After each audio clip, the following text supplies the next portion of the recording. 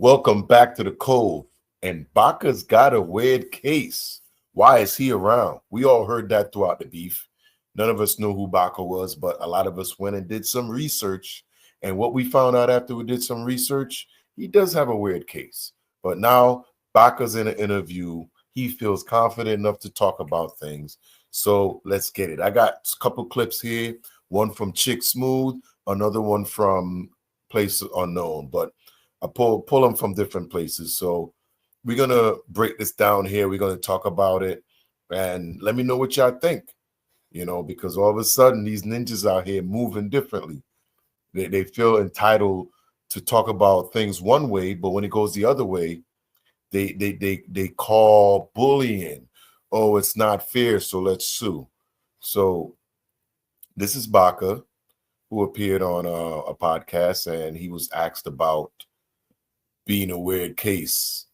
So here is Sergio Baka. My first initial thing was to respond and respond quickly, very efficiently, and very to the point, very directly. Yeah, and you know, but like it was like it started brewing in me because where I come from, like that shit doesn't happen. Like you can't just call out a man and not have paperwork to back up your talks. Like that's it.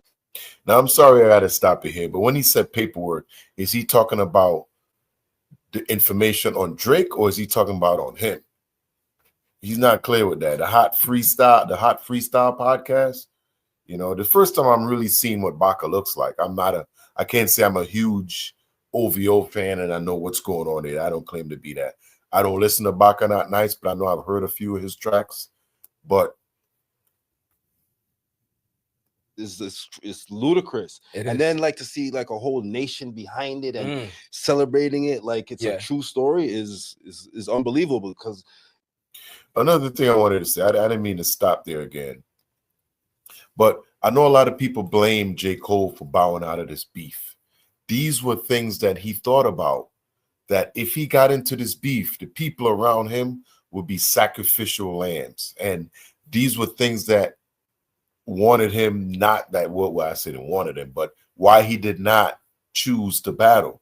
It's not just how your pen is, it's who gets annihilated around you.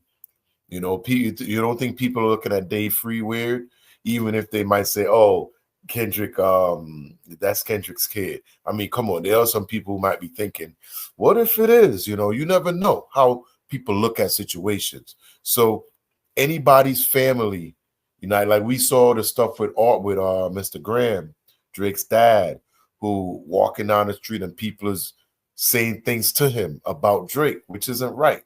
But it just goes to show you the people around you are affected just as much. And when you choose to go in that beef, that's something you chose to enter. And once you dragged Whitney through the mud a little bit, that opened up all the cans to be whoop ass, boy. All the cans. Let's get back to Baka Not Nice. You know, everybody has to understand. Like I have a kid. Drake has a kid. You know what I mean? So like making accusations like that are like ridiculous and it is out of this world. You know what I'm saying? So, but like what I was gonna tell you is this: like I was building up a lot of anger and stuff like that. But then I got a call, and I don't know why I got this call. It's like God said something to him or something. But the boy, sorry, it might not have been a call. It might have been a text message. But he messaged me, and he's like, "Yo, I know what you're feeling. I know you as an individual, and I know how you get down. But I'm just letting you know, like, don't listen to the noise because it's noise. And if you go back and look at all these people that are saying things or having anything to say, they're not even actual real people. They're like bots. Exactly. So like, don't let that shit bother you, bro. Facts. Like, and you know what? Like, that's a good way of putting it, right? Calling it bots. Just block it out. It's bots. No, it wasn't, because I'm sure I was there too. I was one of those bots. We were there. I mean, it's not a good thing, but they're calling your name. You know what I'm saying? And at the end of the day, you know, like they're gonna get over this crap because they're gonna realize that this crap, and then they're gonna go do their own research. And when you do your own research, you're gonna be like, wow. All right, so I guess he wants us to go do our research. So I got a video here, another clip from Chick Smooth. When you were actually convicted of assault and also human trafficking, which Baka was what? You ain't got no paperwork? Only in jail for 6 months after doing 10 months and then getting released after the trial. So when you look at it, it is kind of a weird case. I'm sorry. And I get it. Nobody wants to be labeled a PDF, but also nobody wants to be labeled as a woman beater. So if that allegation against Kendrick would have stuck, I don't think we see Baka sitting down doing an interview complaining about having no paperwork. Now, if I'm not mistaken, Baka is actually the first person from Drake's camp to actually do an interview about the battle. Even Drake himself has not even done an interview where he spoke about it. So I'm not sure if Baka is trying to use this as some kind of rollout plan. Maybe he's got some music coming out. Maybe he's got a project he's working on. But the timing of this interview is just a little bit... You know, it's crazy that he's going to get out there and say something like that, because there is tons of paperwork out there on Baka. And Baka does have a weird case, just like everybody said. He went in there for something else because his lawyers might have been able to remove that. But just go out there and read it. It's all out there allegedly to yourselves. You know, you could have. It's not even alleged. It's out there. It's out there, and we all got to say, why does he have a weird case? You know, Kendrick stepped on OVO so bad, and just like Chick Smooth said at the end there, none of them. This is the first time they're coming out a year later. It's been a year. It's been a year, and a lot has happened in a year. And this is the first OVOer he sees wearing his proud owl on his chest. Hey, big up to you, bro. But he stepped on everything over there. What have they been able to really drop? You know, it seems to me like Drake's the only one putting music out, and it's failing bad. You know, because if we count these 20-something songs along with the, I think it was 15 he released before, and only one has stuck, Nokia, come on. What are we talking about? We just saw Kendrick Lamar's GNX had 4 songs, fight over the #1 spot for a couple of weeks till Luther took the bait. But they was fighting over the #1. You guys are talking about, oh, we dropped 3 or 4 songs, so we didn't know who was the #1 or which song would have been better, so there was no video made. How long has Luther been at #1? What is it, 7 weeks now? Tell me, when have you seen a Luther video? Where is the Luther video? There's a Squabble Up video. Where is the Luther video? So just imagine when Luther video drops, which we think it's coming.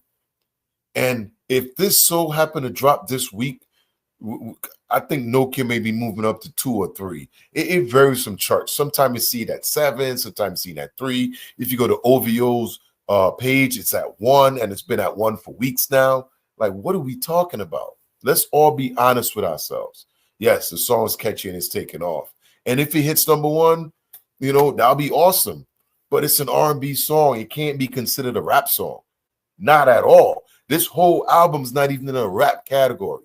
And that's been the confusion with Drake and what he's been putting out. A lot of people would say, oh, he's a rapper, but he dropped an R&B record and they want to throw that into his rap side. No. He colonized that. He did not put any pen to paper. It was all put down for him in reference tracks. That's what we should call him. Champagne, Drake, reference track, Poppy. Champagne, reference track, Poppy. He's anything with him is a reference tracks involved, you know. And you know, all of a sudden Baka's out now thinking he got muscle and heart. Like, man, I saw an interview when Chapo. If you haven't seen that interview with Chapo and Nolan, go check it out because it's a really, really good interview. But he talked about that with OVO. Have a bunch of rappers, a bunch of artists. They don't have anybody over there that's gangster or gonna do this or do that. Man, it's all talk, man. You got a weird case, and just like K-Jock said, y'all keeping all them pedals around with all y'all having kids. And get rid of those weird cases, and they won't be talking about him. But let me know how y'all feel about Baka trying to gain some, I guess, some heart away from OVOs. Let me know how y'all feel. And y'all Drake fans, this video was not for y'all, but I know y'all gonna dislike me. So Peapod Cove, I'm gonna see y'all on the next one. Peace out.